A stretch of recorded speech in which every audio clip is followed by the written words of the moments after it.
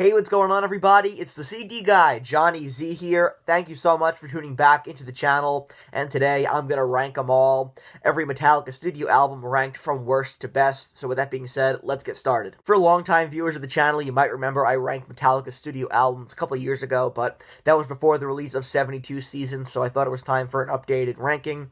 Coming in at number 13 here, I'm going to go with Lulu, the band's atrocious collaboration with Lou Reed, released in 2011. It's 87 minutes long of Metallica playing their Saint Anger sound over Lou Reed babbling about God knows what, and it's just not a good mix of styles here, and legitimately a painful listen from the first few lines of Brandenburg Gate, which is enough to make you want to turn it off already, all the way to the final notes of the 19 minutes too long album closer, Junior Dad. Just really terrible stuff in my opinion, but what's worse than the record itself is Metallica and Lou Reed's holier-than-thou, no pun intended, holier-than-thou attitude about the negative reaction the album received, with James Hetfield calling people who didn't like the album, quote, fearful people who were typing from their mom's basement that they still live in, end quote, which is very original. I've never heard that one before. And also here you have Lou Reed calling people who didn't like the record illiterate people. Lars Ulrich called the album more relevant and intense as ever when he played it for his kids in the car. Look, I get not being a fan of this album, it's not for everyone, but playing Lulu for your children while they're locked in a moving vehicle, that's got to be some sort of child abuse. I mean, we really need to investigate that. But I don't own this record. I never, want to either. I have no intention to go back and listen to it. I've heard it one time's too many. I like Lou Reed. I love Metallica, but these two just didn't work well together. But hey, at least we got Beyond Magnetic afterwards as an apology. Number 12, let's go with Saint Anger. To be honest, I don't hate Saint Anger like so many people do.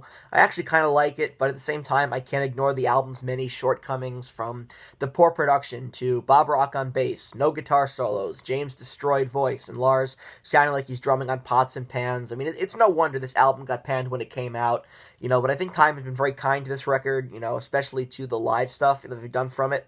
Which sounds much better with, without the production and with the added guitar solos from Kirk, which should have been there in the first place. But I really do like songs on here like Frantic, Saint Anger. Some Kind of Monster would be a much better song if they trimmed a few minutes off of it. Dirty Window, great deep cut there, probably my favorite song from the record. Then All Within My Hands, which sounds great, when they, reimagined it for the Symphony and Metallica shows and the Helping Hands acoustic sets. So I thought that was really cool. So they were able to kind of give that song a whole new lease on life, which is very interesting. But it's certainly not Metallica's finest hour, to say the least, but I don't hate this record. If you watch the channel intro, I do give it a thumbs down, but I'm making fun of it more than anything, to be honest. The band were in turmoil during its recording, of course, and that was documented in the 4-hour documentary, Some Kind of Monster, but at least it gave us one of the best scenes in cinema history where Lars plays a demo of the album for his father, and his father just goes, I think you should delete that, which is just hysterical. And then, you forget that, for a third of the movie, Lars has this buzz-cut, dyed, bleach blonde hair. It looks like a discount version of Eminem, which was certainly a choice. I don't think Lars went bald after that. I think God just revoked his hair privileges. Number 11, let's go with Reload from 1997. I feel like Reload will kind of always live in the shadow of Load. For starters, this record is composed mostly of material that was either deemed not strong enough for Load a year earlier, or not finished in time, which, is definitely not a good sign right off the bat, but it's less experimental than Load as well, with the band really honing in on a more commercial hard rock sound here, spawning the radio hits Fuel and The Memory Remains, which, are two fine songs, but just beyond overplayed, and I don't think I ever need to hear them again, and I get that The Memory Remains is a big crowd sing-along, but when I saw them live a couple of years ago, I just rolled my eyes and sat back down in my seat. I had no interest in hearing that one live, but, there are some great deep cuts here that really save the record, songs like Devil's Dance and The Unforgiven 2, which is, in my opinion, the superior version of The Unforgiven from the trilogy. Carpe Diem Baby is good. Bad Seed, Where the Wild Things Are, which is a rare occurrence where Jason Newsted actually gets a writing credit on a Metallica song, which is cool. Prince Charming has really fun lyrics. Low Man's Lyric is good. Attitude, Fixer. So there are some good songs on here that do save this record, but just in general, not one of the stronger Metallica albums, and not one that I reach for all that often either. Moving into the top 10 here, why not include Garage Inc., a really fun double album of covers released in 1998. Disc 1 is composed of, all new covers by the band, including some great ones on Disc 1, like It's Electric, Sabracadabra, of course, Turn the Page, and Whiskey in the Jar, two, probably the most famous covers from this record. I gotta say, I'm a bigger fan of the Bob Seger version of Turn the Page, but they're both fantastic. Also on here, you have Merciful Fate medley, which, Metallica were one of the first metal bands I ever got into, so that was kind of my gateway into Merciful Fate, so I do have a soft spot for that medley there. Die Die My Darling, great Misfits cover. Lover Man, Tuesday's Gone featuring Jerry Cantrell, great Skynyrd cover. And then of course this too, you have the entire Garage Days EP included from 1987, and a collection of B-sides and one-offs, including tracks like Blitzkrieg, Am I Evil, Bread Fan, The Prince, Stone Cold Crazy, So What. And then you have Motor Headache, which is just a collection of Motorhead tracks, which I didn't realize were actually included as limited edition B-sides to Hero of the Day, which is very cool. But all in all, it's a great covers album, and, also the final studio album in the Metallica catalog to feature Jason Newsted on bass. I love the variety and the song selection on Garage Inc., covering bands who influenced them, from new wave of British heavy metal to punk and more. Number 9, Death Magnetic from 2008. This was, Metallica's big return to form album, moving back to a thrash metal-oriented sound, and it was the album that the band needed to make after, the Saint Anger disaster, and so this record was a very solid listen and a move back in the right direction for the band with standout tracks, like That Was Just Your Life, The End of the Line, The Day That Never Comes, All Nightmare Long is fantastic, The Unforgiven 3, The Judas Kiss, got a great guitar solo on there by Kirk. Cyanide is great as well, so there are some awesome songs on here, but, the reason it's not ranked higher is because of its production. I think Rick Rubin does a really poor job here, which is unfortunate because, I love his work with Danzig, Slayer, etc. I think on paper, the band worked with the right guy that they had to, for an album that pulled inspiration from records like Master of Puppets and then Justice for All, and Rick Rubin just failed them here. That said, it set the band back on the right track and kind of reinstated a more thrashy sound that they've been improving upon on subsequent releases ever since. So, can't say it's a bad record. I really enjoy it. There's a lot of great songs on here. Metallica going back to thrash, but unfortunately the production really does weigh it down for me. Number 8, let's go with Hardwired to Self-Destruct from 2016. The follow-up to Death Magnetic, released, 8 years after, so a pretty long gap in between releases there. They definitely took their time with this album, and, it's Metallica continuing what they pursued on Death Magnetic, going back to the thrash sound at times, but I think this record is a good mix of the commercial Metallica sound with their thrash metal roots infused as well on tracks like Atlas Rise and Spit Out the Bone, which sound like old school Metallica, and you can definitely hear, the Motorhead influence on Spit Out the Bone, one of their finest tracks of the 21st century. Apparently, Kirk Hammett had a lot of guitar solo and riff ideas lost in his phone, which is unfortunate and leaves, something to be desired when listening to this record, but what they have here is some very strong modern Metallica work, and some other standouts include the title track, Now That We're Dead, Moth into Flame, Halo on Fire, Here Comes Revenge, Am I Savage? I really enjoy that song. I know some people don't. I'm not sure why. Murder One, a tribute to Lemmy. So there's a lot of solid material on here, and the production is very clean in contrast to Death Magnetic. However, I would say it's a little too clean.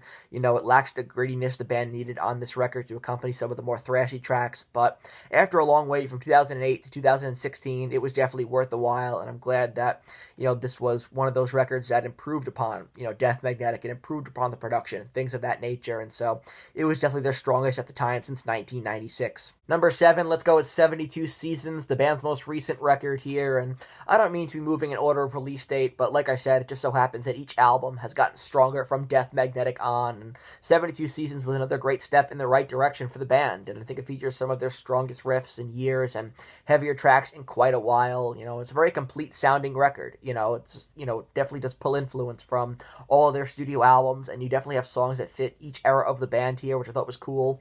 This was my album of the year in 2023, although I'm definitely a bit biased. Metallica's my second favorite band of all time, but I really dig tracks on here like the title track, like Screaming Suicide, like If Darkness Had a Sun, probably my favorite song from the record.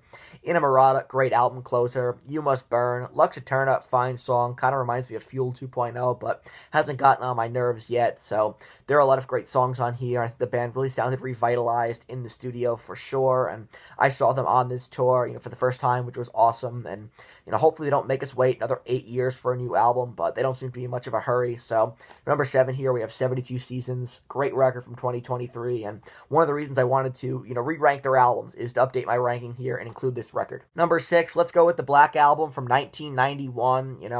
I don't have the same level of hatred for the Black Album that a lot of people do, and of course, there were a lot of old-school Metallica fans who were very disappointed at the time with the band's change in direction, pursuing a more commercial sound, following Injustice for All, and look, I wasn't here for that, right? So I think I have the advantage of kind of being able to look back at their entire catalog with the power of hindsight years later, with no particular loyalty to one era over another. every thrash band commercialized to an extent in the 90s, and Metallica just led the charge and probably made the most money off of it as well, I don't have a problem with the Black Album. I just never need to hear 75% of the songs on here ever again, because I've heard them ad nauseum over the years, whether it be on the radio or live. I don't need to hear Enter Sandman again, or Nothing Else Matters, or The Unforgiven, or Sad But True, but I tend to gravitate towards the more underrated tracks on here, the deeper cuts, the lesser played songs, on this record, like The God That Fell, like My Friend of Misery, something like that, Through the Never, which definitely could have been on one of those early Metallica albums as well. Those are the songs I go back to on this record, and those are the ones that, I think definitely deserve some attention, and they don't get the same level of attention as some of the hits from this record, which is understandable, but definitely are the songs that keep me going back and really make the album for me. Moving into the top 5 now, let's go with Kill 'Em All, the band's incredible debut from 1983. One of the best, most important thrash metal debuts of all time out of the flourishing San Francisco Bay Area scene. The band had just given the boot to guitarist Dave Mustaine, and we never heard from Dave ever again. And then they brought in Exodus guitarist Kirk Hammett to record on the record. Of course, the rest is history, but Mustaine still receives writing credits on the album, and some of Ride the Lightning, and probably a lot more than that if you asked him. But the album was executive produced by John Zazula, who, by the way, has nothing to do with my name. I'm sick of those comments, but he was crucial to, the early years of the band and helping them get a deal with Megaforce Records. The production isn't the album's strong suit, but, that seemed to be the case with every thrash metal debut from this time period. They were recording on a low budget, but the band played with so much aggression on tracks like Hit the Lights, The Four Horsemen, Motor Breath, Jump in the Fire, Whiplash, Phantom Lord, Seek and Destroy, No Remorse, Metal Militia. Then, of course, you have Anesthesia Pulling Teeth, great instrumental by Cliff Burton. It's a great showcase for him. It was easy to see that Metallica were going to be a big deal, and they were really planting the seeds on Kill 'Em All for the classic early Metallica sound that they would continue to improve upon on releases like Ride the Lightning and then Justice for All. So, getting us started in the top 5 here, coming in at number 5, let's go with the debut, Kill 'Em All from 83. Boy, there are going to be some people who are not going to be happy to see this ranked higher than Kill 'Em All, but coming in at number 4, I'm going to go with Load from 1996. I've maintained for years on the channel that Load is a top 5 Metallica album for me, and I feel like this is one of the most overhated records ever released by a major metal band. Metallica committed the mortal sin in the metal community by, wait for it, they cut their hair. The outrage! Then they proceeded to make the most experimental album in their catalog, which was a huge turnoff for some people, but I think if any other band had made this record, it would have been received so much better at the time, but I think it aged extremely well. This is Metallica, post-Black Album, with all the money in the world, who now had the freedom to do whatever they wanted in the studio, and decided to make an album that really showcased their range and growth as musicians, incorporating elements of alternative, southern rock, blues, even country, on top, of course, of traditional metal. And you have so many great standout tracks on here. 2x4, The House Jack Built, Until It Sleeps, King Nothing, Hero of the Day, Bleeding Me is awesome. The lyrics on here are some of the best Metallica ever wrote. Cure, Poor Twisted Me, Mama Said. I would definitely buy a James Hetfield country album, and I don't even like country. Thorn Within, Ronnie, and then, of course, the great Outlaw Torn to close things out. So many great songs. It's a collection of some of the band's finest and most mature material, to that point, and really some of the best material in their catalog as far as I'm concerned, and I'll never get tired of it. I've never been a part of the whole, they never wrote anything good after Justice. I've never been a part of that whole crowd, but I know some people hate it. Some people can't stand Load, can't stand this era of the band or what they proceeded to do with their image and their sound, but for me, Load is a top 5 Metallica album for sure, and one that I go back to pretty often. Top 3 here, let's go with And Justice for All from 1988. What was so great about the band's first few records was their growth as a band, and by And Justice for All, Metallica were moving in a more progressive direction, writing longer and more complex songs, and this is the band's first full-length studio album following the death of Cliff Burton, and the first to feature Jason Newsted, formerly of Flotsam and Jetsam, in first full-length studio album appearance. He had been on the Garage Days EP, but now on a full-length studio album, making his debut here, and unfortunately, they never stopped hazing Jason, from the moment he joined the band to the moment he left, including famously turning his bass all the way down on this record, which it doesn't hurt the album because it's a very guitar-centric record, but when you hear the material from Justice played live with, bass, and it sounds more complete, it sounds fuller, and you realize just how much fuller the album would have sounded. But that said, Justice is full of heavy classics on here, like Blackened, the title track, Eye of the Beholder, One, The Shortest Straw, Harvester of Sorrow, To Live Is To Die, Dyer's Eve, The Frayed Ends of Sanity, just top to bottom, a classic, heavy, angry, progressive at times record by the band, who are still full of pent-up rage and aggression following Cliff's passing. You know, my 1 and 2 are super close together, and they switch places all the time, but coming in at number 2 here today, I have to go with Master of Puppets from 1986. You know, this was the band continuing to refine their sound on their third studio album, and you could really start to hear the influence that Cliff Burton had on the other guys by this point, you know, as they continued to grow as songwriters, pounding out aggression that may or may not have turned into obsession, with standout tracks on here like Battery, Master of Puppets, The Thing That Should Not Be, Sanitarium, Disposable Heroes, Leper Messiah, and that just gigantic riff, Orion, great instrumental, Damage Inc. to close things out. This was Cliff Burton's final album before his untimely passing, but Cliff goes out with an all-timer of a record here, and there's a reason why Master of Puppets is frequently listed at the top of some of the best metal albums of all time, because, you know, just top to bottom, a superb listen, a perfect Metallica record as far as I'm concerned, but there's just one that's a little stronger. It's kind of like 1A and 1B. And that 1A has got to be Ride the Lightning from 1984, my favorite Metallica record of all time, one of my favorite metal albums ever, and another perfect record here, one of the greatest sophomore releases in thrash history. In my opinion, you cannot ask for a better Metallica album than Ride the Lightning. You know, from the blisteringly heavy opener, Fight Fire with Fire, to the classic For Whom the Bell Tolls and the title track, to the very underrated Trapped Under Ice and Escape, which I love that song, not sure why the band hates it so much.